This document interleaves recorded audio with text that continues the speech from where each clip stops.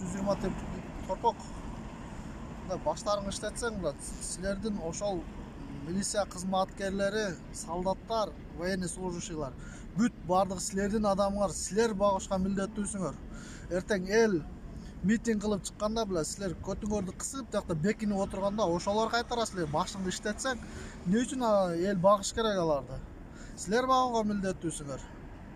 Чыгарбайсыңарбы элден жеген акчаңардан? Бысы бекитип жатпастан. Алып чык бери.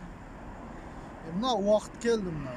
Силерди көрө турган. Шайлоодо тигинде кыл берем, мындай кыл берем эле.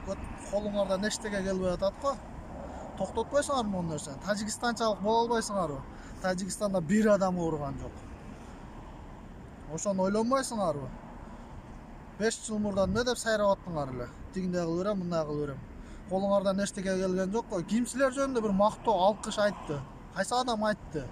Ушул убакка чейин.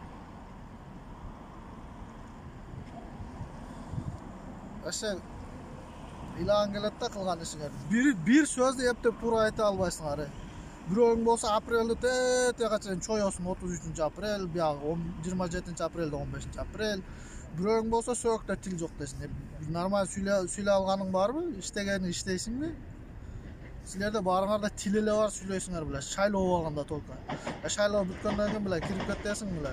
5-6 өн сүйлөйсүң, калганын чыкпай жүрө бересиң айлыкты алып коюп. Мына убакыт келди, көрсөт өзүңдү. Не үчүн сени адамдарың эл багыш керек? Элге рахмат айтпайсыңарбы ушунчалык өзүнө өзү эптеп жашап атканына? Силерге оор болбой, жуу чүкпөстөн. Уун чукпай эле өзүнө өзү эптеп жүрөт го, тентип. Бирөөсү Россияда, бирөөсү Кореяда, бирөөсү Америкада, бирөөсү Германияда эптеп нанын таап жеп атат го. Силерге уун чукпай эле. Хотя бы ошо өзүңөрдү адамыңарды баккылачы.